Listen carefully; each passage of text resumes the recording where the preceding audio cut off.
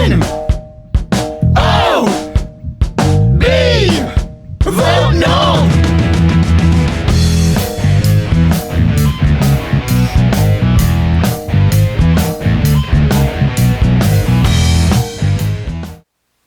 Hello ladies and gentlemen, today I'm going to be showing you how to make this.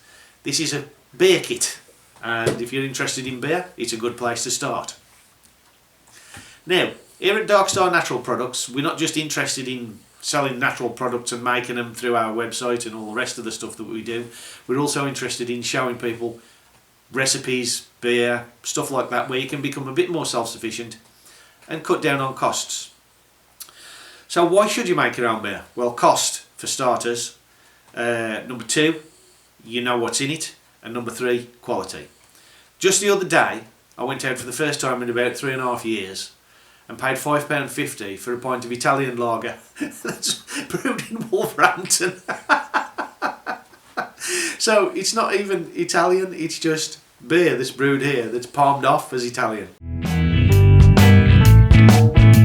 I made Gordon Dave's wives pant and drool.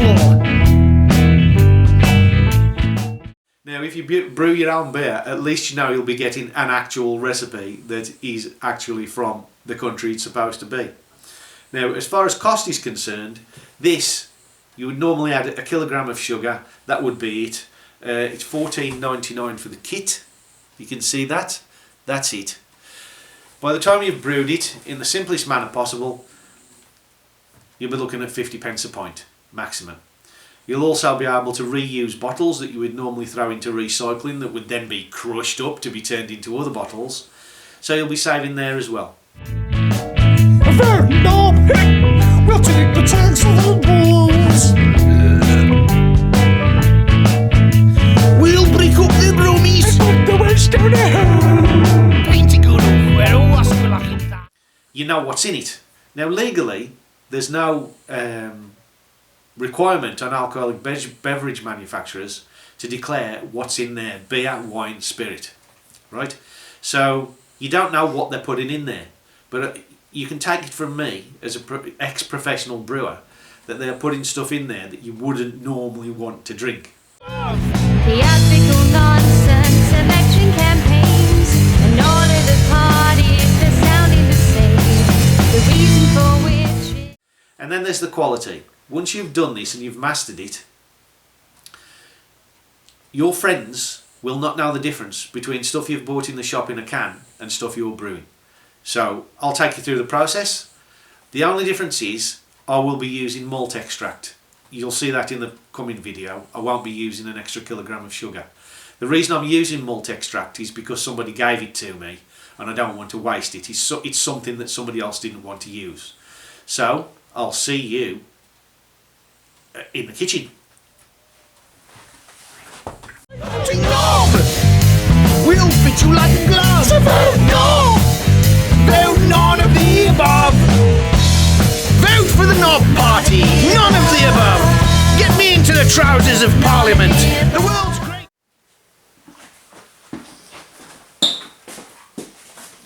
Hello ladies and gentlemen, and welcome to the kitchen at the Old People's Bungalow. Today I'm going to be showing you one of the simplest methods to brew your own beer. And some of you might be asking, why bother brewing your own beer? It's difficult, it's hard, it's expensive. Well, it's not as expensive as £5.50 a pint for a pint of, I think it was beer and Moretti last Friday night. £5.50 a pint. This is a kit I'm going to be showing you how to use today. It's one of the simplest ways of making beer that you can get. It comes in a box like this from our friends at Harris Filters or Dark Rock Brewing, and it comes in a tin like this, and it's just premium malt extract that you then turn into beer. Normally you would add a kilogram of sugar. Today I'm not. I'm going to use this, which is malt extract. The only reason I'm using this is because somebody gave it to me because they couldn't brew or couldn't be bothered to brew their own beer themselves. This negates the need for sugar. So you add this to that, put the yeast in it with the water at the correct temperature, and in a couple of weeks you'll have beer. And it'll be quality beer. And if you give it to your friends, they won't know the difference between that beer and beer they buy in the shop. So, all of this is set out. I'll show you what's what. I've already got it organised. We've got 25 litres of water. It's all filtered, and that's why I've left these bottles out so that you can see how I do it. It's filtered at another house. We can't put an inline carbon filter in here because we rent it basically. It's all sterilised, all ready to go. The water's at the right temperature. This has been standing for a bit, so it's nice and pliable. The yeast's ready, the thermometer's ready, and I'm ready! Let's kick the trousers off Parliament Square of Beers. Vote Knob! The country's up the soft. Vote Knob! So, the malt's nice and pliable. I don't know whether you can see that from there. We get a close-up. The water's at about the right temperature, about 30 degrees centigrade. We measure it with a thermometer, obviously, I don't guess it. And the yeast can only work between 18 and 24 degrees C. Any lower than that it won't activate, any higher than that and you'll kill it. So it has to be a specific temperature. So a good thermometer is a must. This is slightly too high in temperature at the moment, the bulk of the water. What you can do is just take the lid off like I've done and then just stir it up a bit and it'll cool it down to the temperature that you want it at, which in this case is between 18 and 24 degrees centigrade. Let's take a few minutes and we'll see how it goes. One of the things I do as well is put this in warm water. If you've got malt extract it can get a bit messy because it's really sticky like toffee, so it helps if it's softened up. So just cut the top off so there's no expansion of air inside the bag when you warm it up. Then just let it stand for a bit and then we can pour it into the fermentation vessel. And away we go! One of the things I do is I put towels down and I have some hot soapy water available just in case, you know, it can get a bit messy. You can't see the towel on the floor here, but it's just a bath towel on the floor just to pick up any, you know, drips, stuff like that. Okay? Right, what I'm going to do now is pour the malt extract into the fermentation vessel that's already been pre-sterilised. And you can see it's warmed up so it's a bit more pory. It's not just going to stick in the can, and you sort of just wiggle it round so you can sort of get it to not make a mess. And then we've also got this, the extra bit, don't forget. This is a bit stickier. This is the extra malt extract. And that's going to come out in a big glob. But we can put some hot water in, which you've already measured. The hot water it's been warming up in was part of the 25 litres that was made filtered to make the brew in the first place. So the overall volume of the water in the brew is still the same. And this is how we just flush out the containers of malt extract. So you just put the hot water that it was softening up in, stir it up a bit, and that just gets out the remaining malt extract out of the can. And then you put the can in the plastic bag, which I'll just do in a second. Just hang on a sec.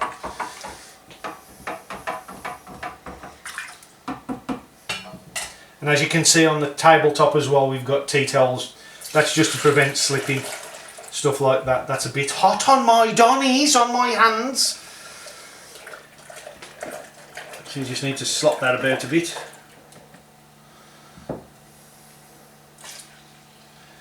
Careful with the plastic bag though, because it's likely to tip over.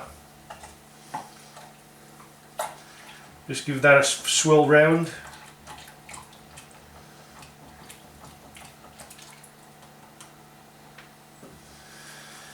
Carefully, because it is hot. And then you can get the majority of the malt extract out of there. Not a lot left, but we can sort of drip that in. Okay. So you've got hot water in there and that'll just melt the malt extract up a bit. Just swirl it round to dissolve the malt extract in the hot water.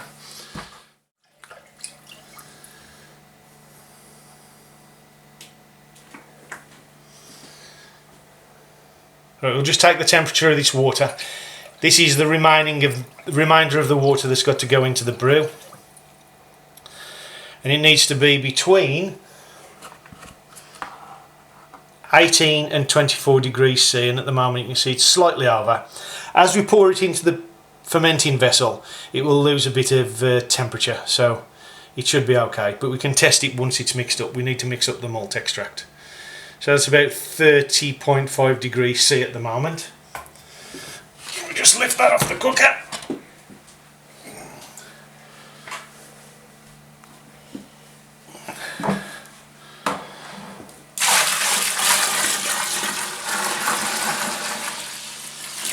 And leave that for a bit and stir it up. Big spoon like this comes in handy. Scrape the malt extract off the bottom and get it dissolved into the mixture, so it's fully dissolved. You can knock that off. Now we're just adding the last of the water.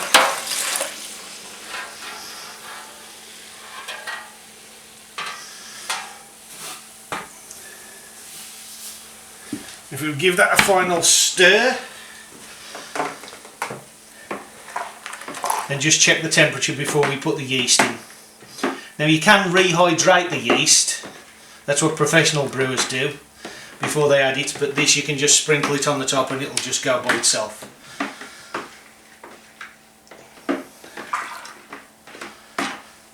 I've been scraping the bottom of the barrel, ha ha ha, and there's no malt on the bottom, so you can sort of stir it a few more times and know that it's all been dissolved in the water. There's nothing on the bottom of the spoon.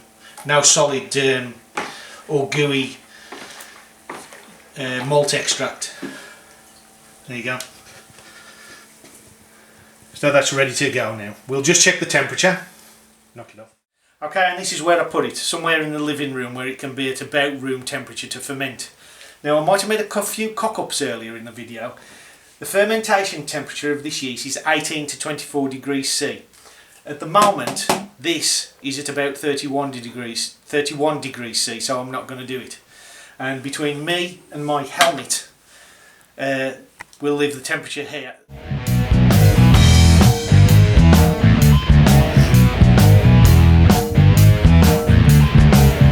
I'm your top veggie sausage.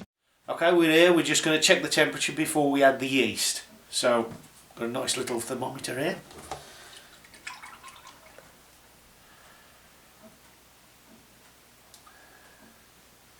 We need between 18 and 24 degrees C, and we've got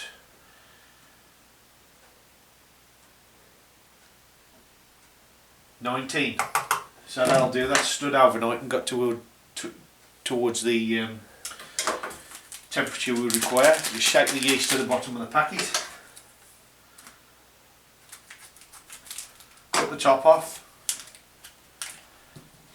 and just sprinkle it like that. Got water in the airlock. Make sure it's clipped right down. One of the things I would say is it's just above 19 degrees C in this room, 19 and a half roughly. If you keep an eye on the temperature, if it looks like it's dropping, either switch your heating on, put your fire on, put a heating mat underneath the barrel, but you need to keep it at a reasonable temperature, at least above 18 degrees C, so the fermentation takes place. I'll catch up with you when it starts fermenting and we can have another look at it, about 7 days. None of the above. Jolly good news. Let the ballots have juice. Here we are about 10 days later, and we're taking the final gravity reading of the beer as we've brewed it. It's stopped bubbling, so we'll have a look at it. One of the things I've done is I've put it on a little heat mat which keeps the temperature at about 19 to 20 degrees C, which ferments it but at a lower, slower rate. If you ferment it too fast, it can affect the quality of the beer. We'll have a look at the gravity now. All of these have been sterilised. You need to sterilise your equipment just in case you don't want an infection in your beer, especially when it's taking you about a month to get to the actual finished product. You don't want to waste that time, so make sure your stuff's clean. This is at about 10.5 14. With a weaker beer it might be about 10. Except for the name. Sir Harry's like wet shite. He's everywhere. He's taking the country by force. So you need to just take that into account. I'm not particularly fussed about being exactly on the ball with this because it's homebrew. It's not for commercial use, so you don't have to submit all your figures to pay the government. So this is about one double. It should be about one. Final gravity for normal beer should be about one double. Final gravity for normal beer should be about 1,000. None of the above. Get me into the trousers of Parliament. The world's greatest living Englishman. Her most highly desecrated war hero. I'm the man who... This is about 1014, which is a slightly stronger beer because if you remember at the start we put in the extra malt extract without adding any extra sugar, so the final beer should come about 5.5 to 5% alcohol when it's finished. And at the moment this is, I have to use a light because my eyes aren't too good in the dark. This is about 1014. And that'll do nicely. So if you'd like to come into the kitchen, I'll show you what I do next. This is my setup here. 25 litre 40 pint barrel here with the fermented beer in it. Siphon tube going down to another container down here which will hold more than 25 litres.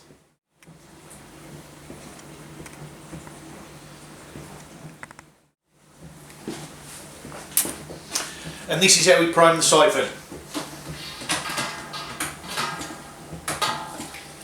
Just like that. I'll put a plate under my barrel here so it tilts backwards so we can get the maximum amount of beer out of there. Try not to disturb the sediment. There's a bit of sediment left in the beer which we need for when we actually prime it, when we actually add the sugar. But apart from that, just let it go into the barrel like that, then we can mix it up and bottle it or put it into a Cornelius keg. Or if you've got kegs, you can even put it in kegs. Yeah!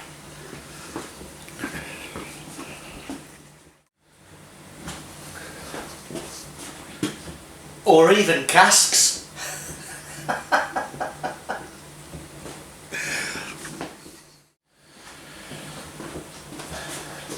This is all sterilised using a contact steriliser. This is the stuff. It's no rinse. So you dilute it down 1 teaspoon to 2 litres and then just pour it on whatever you want sterilising. You don't need to swill it off because it won't affect the taste of the beer, and after an hour it basically dissolves into potash in water. So it's just contact steriliser. It's easy to use. That's what I use. Yeah. And there we go, that's all done, all out, down to there.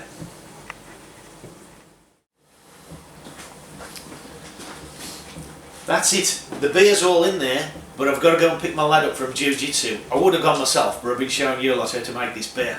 Hopefully, he's put some time into somebody and give it some honour. He's as mean as a rattlesnake. I wonder where he gets it from. Catch you on the other side, be about half an hour. The reason for which is increasingly plain. Nothing will change except for the name. Okay, right, here we've got the beer with the siphon that's been sterilised. We've got the Cornelius keg. This holds 36 pints. So with a 40 pint kit you're going to need some extra bottles. I normally make up about 8, as you can see there.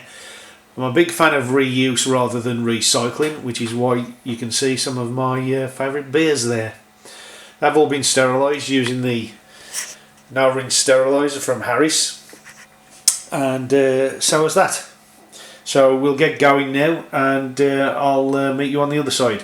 Oh, by the way, when you leave this to go into there, you want it just below the inlet valve for the CO2 and watch it until it's there. Don't just leave it, because you'll forget about it, and there's more in there than there is in there. And you can take it from me, from my own personal experience, that if that overflows into that, you'll have a right mess on your kitchen floor.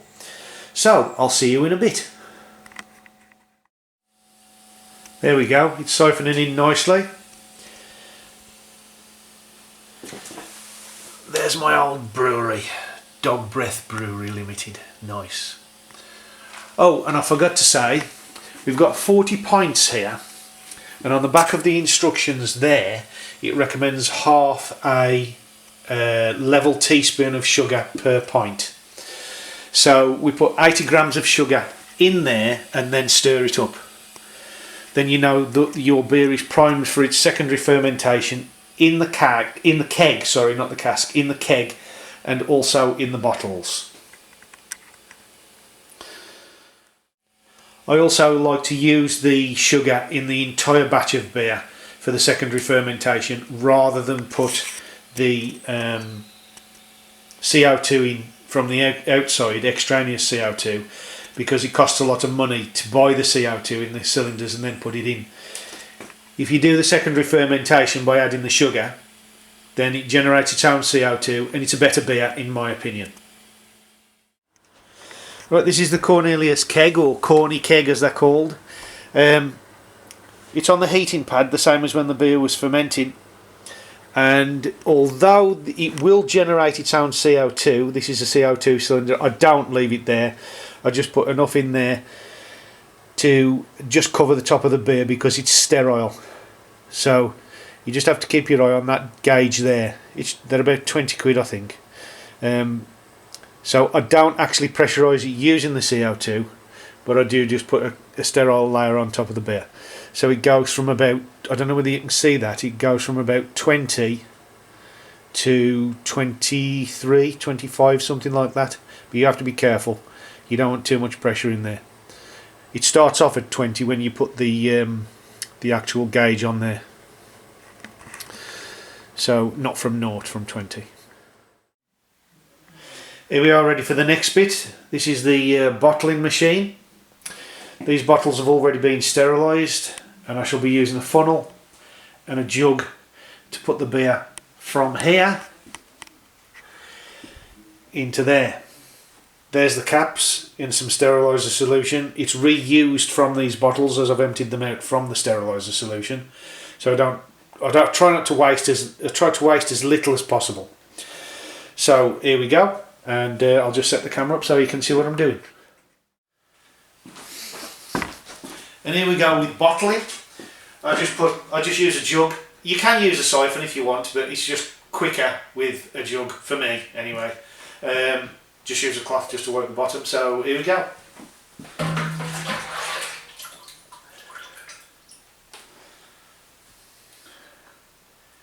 It does drip a bit. That's why the towels are everywhere. And I angled the funnel so that it doesn't froth up too much. This is where having already put the sugar in is an advantage, because you don't have to sort of try and fit the sugar into the bottleneck.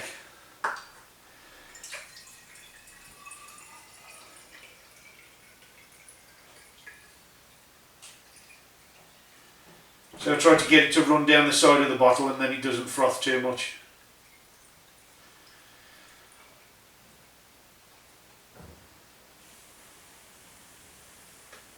Just up to the bottom of the neck. I'll fill these up and then show you the next bit. Good news anyway, we started off with 8 bottles, but there was a lot more beer than I thought there was. So I've just had to sterilise some more bottles, put some more caps in the steriliser. And it's the no rinse stuff, as you know. But we've ended up with 16 extra bottles of beer plus 36 in the keg. So I'll show you how to crown cork them now. Won't be a second. Go in. Mm-hmm. This is the bottle capping machine. All you do, put the caps on, make sure they're sterilised, shove them under, press down. It's a bit fiddly if you haven't got it fixed. go. Leave it until it's ready. You can lower it if you like, but this is, by using this, it just goes down with these notches here, depending on the height of the bottle. Just press. Make sure you're holding it, because it's not stable. And that is how you do that. Next time you see me, we'll be drinking it. And get your bent of rough but melting knob. We'll fit you like a glove. No! Well, none of the above. Roll up, I'm Britannia's jewel. I made Gordon Dave's wife's pant. Okay, ladies and gentlemen, job done.